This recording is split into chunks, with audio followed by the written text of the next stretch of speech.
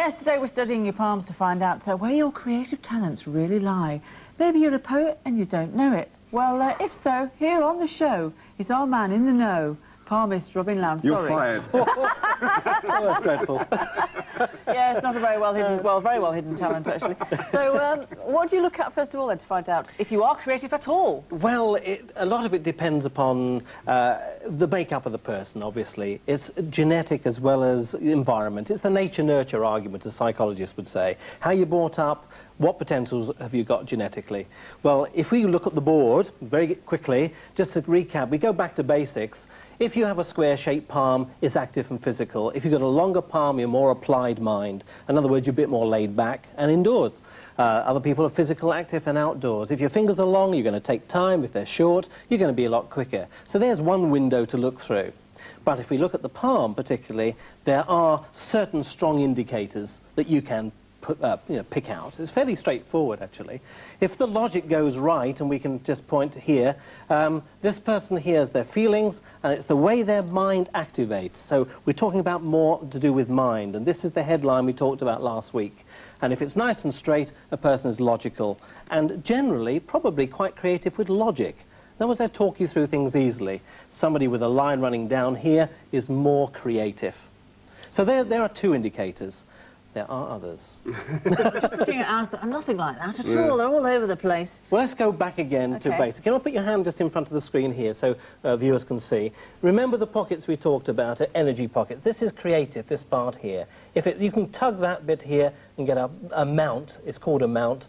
That bit there is quite creative. And other people's hands, you'll find is creative here, and this chunk here is also creative. So we have two pockets. Wasn't that also sex as well? Yeah, because, again, creativity is all to do with energy, creative energy. So if you're creative that way, it's quite likely you're creative in life too. So tell us we're creative. Tell us. Well, you are. Look, it's very strong areas of pockets, but the other pockets are here. It up. Oh, I see. Massage, probably. Working it away, trying to make it bigger. These pockets here are called mounts. And these particularly show quite well. If we can just bring that to the camera and have it flat there, if we can just move the hand, you can see large bumps in the middle there. And if people actually look at those bumps, it's the ones towards the edge of the hand here, under the little finger, which is more to do with the creative, the ring finger and the middle finger. And if you've got a large lump, you can always pick hold of it with Jane's hand here. Look, you can grab a hold of that mount. That shows creative area. Can you see yours, Mark? Yeah. Huge one. Oh, my God. Yes, we can pick hold of it there. There's a bump there. This is also a large mount of Moon, a large mount of Venus, and that little bit there is also creative. Okay, so that tells you, yes, you have creative potential, but yes. Can it also tell you in what area, then? Does it tell you, whether you're a musician or an artist or a... Let's go back to what we said. If you've got long fingers, you're going to be more technical. So there is a person who's going to activate and do technical work. If you've got short fingers, you may not be so technically accurate, but you'll be active and try many things. So if you like the stay-at-home applied mind is the longer hand, long fingers, and the more go out and get them type is the square hand and the very splayed fingers. Remember, last week I think I mentioned that if these gaps are very large between the fingers, then this person is outward, extrovert. The introvert is the longer hand and the very closed hand, closed fingers, and of course the closed thumb as well. So you get the two types of people. I suppose we're talking extrovert, introvert, really. We're talking about an outlook on life as well, really, aren't we? Your whole philosophy of life, in a way. That's right. And is that what you mean by when you say windows on life? Yes, the window of life for a person with a very splayed hand like this would be active, physical. They are square-shaped, but it's a little longer than square. So it's a square shape which is active and physical, a little longer. They would apply themselves fairly well. And again, this person will be expressive. So that, in its sense, is expressive. But more important than that, children. Yes. Children are very much... I brought a handprint with me today of a child, age 9, and you can see here, this is the real print. Splay of the hand, this child will then be expressive. The little finger moves well away from the hand. This is the sign of a bit of an actor or an actress. Same for girls as well. The parents' rule, isn't it? Yes. And the thumb being wide as well. Very physical, a little devil-may-care, doesn't matter, he would try things. Very physical. Very square hand, practical, down to earth. Let's look at these lines. Quite a straight headline applied mind. And here we can see where those bumps would be, the Apollo underneath the ring finger, little finger. There are lines, distinct lines of creativity. So how would that help the parent of this child then to know how to kind of direct them in life? Well, I would say for this parent, square hand, this person likes logic, likes to be active, physically active, very expressive, lots of words, enjoy life, and certainly the headline here needs logic, needs structure. So we've got a very physical child here, needs structure, and the very light lines also indicates a nervousness. Lots of lines creeping across the hand, little tiny lines, a nervy quality. So calmness with this child, needs a calm approach. Is that a thumbprint there? That's a thumbprint, yes. Why? Thumbprints often show intensity. And if it's a very large, long thumb, this one's quite dominant, it's got a lot of character, this thumb, quite a dominant character. If it's very intense, a whirl on that thumb would indicate more intensity and creativity. Every time you're here, we just spend the whole time going So there, the stamp of creativity would be also in the fingerprints as well. Can you, I mean, obviously to me, because I don't know anything about it, it's all hidden, but I mean, can you spot hidden talents in someone's palm, you know, that they actually are kind of in the wrong job at the time they should really be doing this other thing?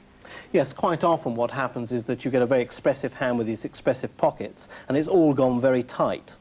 It's gone very quiet. And those sort of people do need to be in a different job. In other words, the job is grinding them down. And if they are naturally expressive people, they need to expand and express. So yes, somebody who, I mean, it's the difference between Frank Bruno, I suppose, and Danny DeVito. I mean, you know, they're two different sizes, but they're both extremes. And yet both are very creative in their own field. But remember Frank Bruno, long fingers, big hands, technical. Danny DeVito, bigger than life, you know. That expression. When you said it's gone very tight, you mean the spaces in between the spaces close down, and the thumb certainly closes to the hand. So when you see people who put their hands down on the table and they don't splay out, they're actually tied. These people are holding a lot of emotion in, and those people need easing out. And I've often find this with people who are stressed. The close of the fingers, close of the thumb, and that person needs expression.